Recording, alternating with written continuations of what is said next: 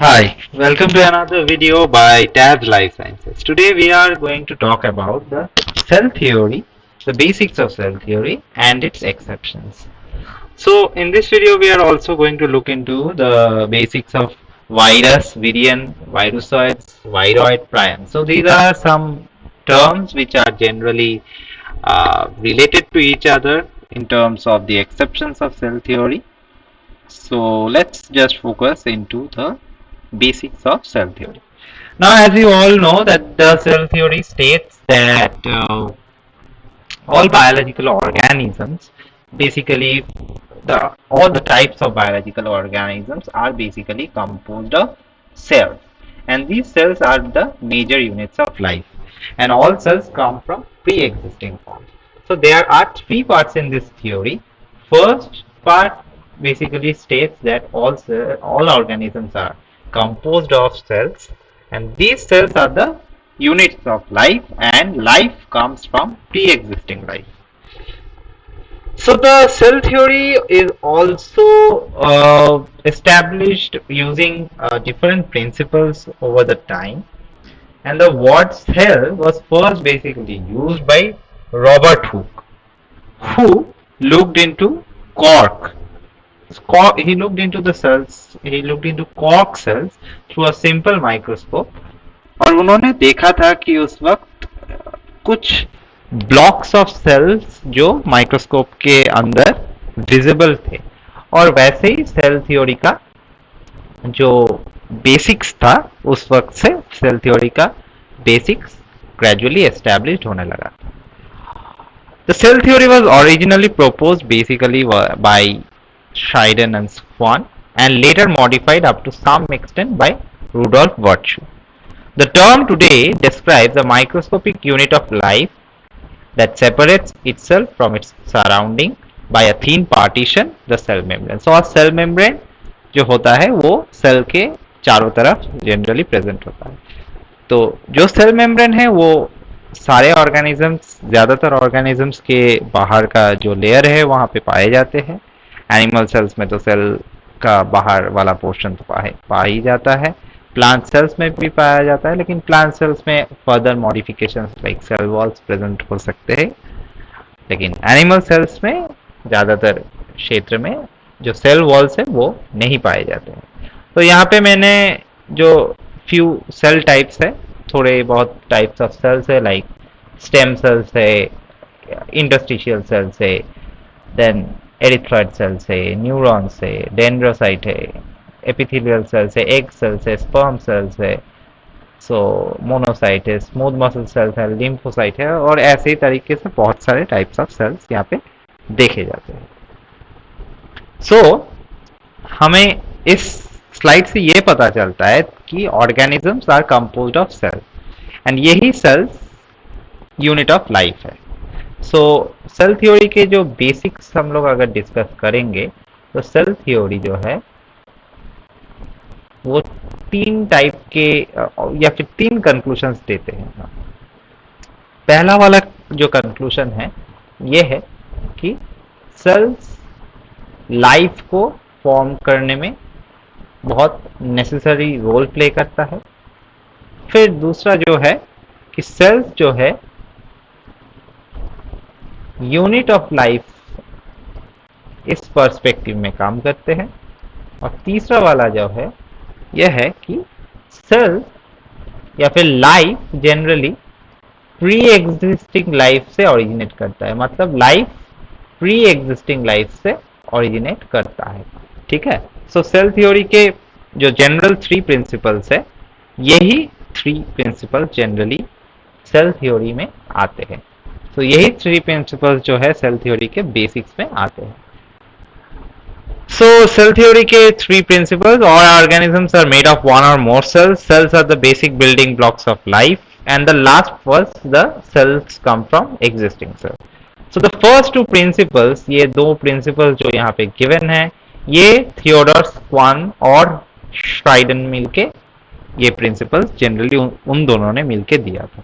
लेकिन Rudolph virtue ने जो लास्ट प्रिंसिपल है कि all cells come from existing cells, ये वाला प्रिंसिपल रूट ऑफ वर्च्यू ने दिया था। तो थर्ड प्रिंसिपल जो है वो रूट ऑफ वर्च्यू के है, और पहले दो प्रिंसिपल जो है वो जनरली थियोडोर श्वान और फ्राइडन में मिलके दिए थे।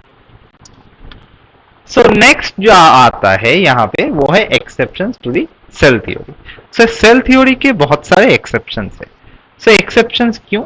एक्सेप्शंस क्योंकि जो एक्सेप्शंस हम लोग जानते हैं साइंस में वो होता है कि जो जनरल लॉ है, एक्सेप्शन मतलब क्या है, जनरल जो लॉ है उसको वो फॉलो नहीं करते। तो ऐसे सेल थ्योरी के जो एक्सेप्शंस ज्यादातर है, सेल थ्योरी के एक्सेप्शंस जो है, तो they are basically of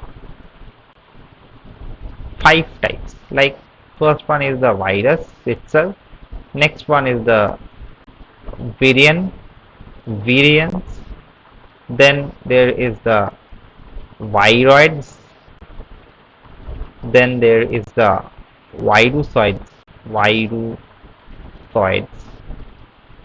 and then there is the prions. Okay, so यही types है ज़्यादातर। सो सबसे कॉमन टाइप जो है वो है वायरस। वायरस क्यों कॉमन टाइप है? क्योंकि वायरस जो होता है वो सेल्स जो है जनरल एक सेल की तरह बिहेव नहीं करते। ये वायरस जब लिविंग ऑर्गेनिज्म से बाहर होती है, यहाँ पे थोड़ा सोचो कि ये कोई लिविंग ऑर्गेनिज्म है और ये वायरस सेल के बाहर है, और अगर ये वायरस सेल के बाहर हो तो वो इनएक्टिव रहता है, ज्यादातर क्षेत्र में इनएक्टिव रहता है। और ये वायरस जब भी सेल के अंदर जाता है तब जो होता है कि ये वायरस एक्टिव हो जाता है। और ये वायरस एक्टिव हो जाता है मतलब इसके अंदर जो जेनेटिक मटेरियल है, it can be in the form of RNA, it can be in the form of DNA, both single stranded हो सकता है, डबल स्ट्रैंडेड हो सकता है, that we will discuss in a different video. So ये genome जो है वो एक्टिव हो जाता है, और ये जीनोम डायरेक्टली हमारे या फिर जिस होस्ट ऑर्गेनिज्म में ये वायरस इन्फेक्ट किया है लिविंग ऑर्गेनिज्म के अंदर, वहां पे जाके ये जीनोम इनकॉर्पोरेट कर जाता है, और उस जीनोम के साथ मिलके ये अपनी इस मशीनरी को यूज करके ये अपनी खुद की सिंथेसिस कर लेता है। सो ऐसे ही वायरस का साइकिल चलता है। सो ये सेल थ्योरी का पहला एक्सेप्शन है, ठीक है। तो वायरस का ही एक और मॉडिफाइड वर्जन है वेरिएंट। सो वायरस बेसिकली अगर कंप्लीट वायरस हो, वायरस दो टाइप के हो सकते हैं। वायरस जनरली दो टाइप के हो सकते हैं, एक कंप्लीट हो सकते हैं, एक इनकम्प्लीट हो सकते हैं, complete and incomplete. Okay, so virus can be of two type, complete और incomplete. So if the virus is a complete virus, then we can call it as a variant. And if it is an incomplete virus, we term it as either viroids or we term it as virusoids. So एक virus के अंदर जो है, एक virus के अंदर generally capsid present होता है, एनवेलप प्रेजेंट होता है, और उसके बाहर जो एनवेलप है उसके बाद एनवेलपिंग प्रोटीन्स प्रेजेंट होता है, ईपी कहा जाता है, एनवेलपिंग प्रोटीन्स, और जेनेटिक मटेरियल अंदर प्रेजेंट होता है। सो वायरस जनरली किससे कंपोज होता है? जेनेटिक मटेरियल लाइक डीएनए हो सकता है, आरएनए हो सकता है। मैंने पहले ही बोला था कि डीएनए आरएनए जो है वो सिंगल या फिर डबल स्ट्रैंडेड हो सकता है। So it can be either of the single stranded or a double stranded RNA that can be present over there. Then there is the capsid that is present, then there is the envelope that is present along with some proteins. Okay, so this is a basic structure of virus or a complete virus, and this is also known as a variant. So this is also an exception to the cell theory. Next comes the viroid. This is the part of an incomplete virus. Okay, this is an incomplete virus. So ये यहाँ पे देखो तुम लोग कि यहाँ पे जो है ये एक सिंगल स्ट्रैंडेड या फिर डबल स्ट्रैंडेड आरएनए स्ट्रक्चर, ये सिंगल स्ट्रैंडेड आरएनए के फॉर्म में भी रख सकता है, डबल स्ट्रैंडेड आरएनए के फॉर्म में भी रख सकते हैं, या फिर सिंगल स्ट्रैंडेड डायरेक्टली कॉम्प्लीमेंटरीली एक स्ट्रैंड दूसरे स्ट्रैंड के साथ इंटरेक्ट कर सकता है। सो फ्रीली अगर कोई कोई वायरल पार्टिकल या फिर कोई वायरल जीनोमिक मटेरियल, जो जेनेटिक मटेरियल है वो आरएनए के फॉर्म में है, वो ऐसे अगर सर्कुलर सिंगल स्ट्रैंडेड कंडीशन में एक स्ट्रैंड अपोजिट स्ट्रैंड के साथ लूप बना के रहता है, उसको हम लोग वायरॉइड कहते हैं, और ये exception to the cell theory है। Then comes the virocytes. और एक बात मैं बोलना भूल गया कि वायरॉइड जनरली जो है, वायरॉइड सिर्फ प्लांट्स को इन्फेक्ट करता है, लेकिन वायरोसाइट्स जो है सिमिलर नेचर के है, लेकिन ये जनरली एनिमल्स प्लांट्स दोनों के इन्फेक्ट करते हैं। ये भी सर्कुलर आरएनए जेनेटिक मटेरियल की तरह काम करते हैं, और ये जो है ये जनरली होस्ट ऑर्गेनिज्म के बाहर काम नहीं कर सकते, ये होस्ट सेल के अंदर जाने के बाद जनरली रेप्लिकेशन करता है, और रेप्लिकेशन करने के बाद न्यू वायरोसाइट्स कंप्लीटली आ जाता है। सो ये तो था जेनेटिक मटेरियल, यानी कि आरएनए जो है, आरएनए दूसरे एक लिविंग सेल के अंदर जा रहा था, वहां से जाके होस्ट मशीनरी को यूज करके और डिफरेंट टाइप्स के सर्कुलर आरएनए बना रहा था, और ये वायरोसाइट्स के नाम से जाना जा रहा था। ये तो गई आरएनए या फिर जेनेटिक मटेरियल की बात। अगर ये ही बात प्रोटीन के साथ होती है तो उसको हम लोग क्या कहते हैं? उसको हम लोग प्रायंस कहते हैं, प्रायंस कहते हैं।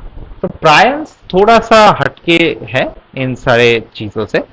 प्रायंस जनरली मिसफोल्डेड प्रोटीन्स है। मिसफोल्डेड प्रोटीन्स मतलब proteins are generally folded during the natural process by the spontaneity of the system or can be assisted. So protein folding जो है, ये डिटेल में हम लोग बाद में डिस्कस करेंगे। प्रोटीन फोल्डिंग प्रोसेस जो है ये दो टाइप के हो सकते हैं, एक स्पॉन्टेनियस हो सकता है और दूसरा नॉन स्पॉन्टेनियस।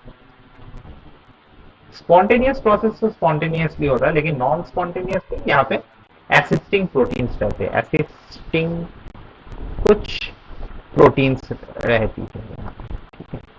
और उन प्रोटीन्स के एग्जाम्पल्स आप लोगों ने सुना होगा। उन वो जो एसिस्टिंग प्रोटीन्स हैं उनको हम शैपेरॉन्स के नाम से जानते हैं, शैपेरॉन्स, मॉलिक्यूलर शैपेरॉन्स के नाम से जानते हैं, मॉलिक्यूलर शैपेरॉन्स।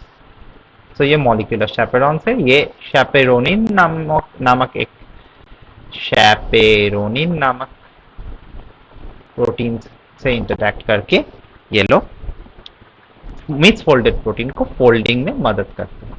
लेकिन इन शैपेरोन्स का एग्जांपल लाइक यहाँ पे हीट शॉक प्रोटीन्स जो है, हीट शॉक प्रोटीन्स एचएसपीज जो है वो शैपेरोन्स है।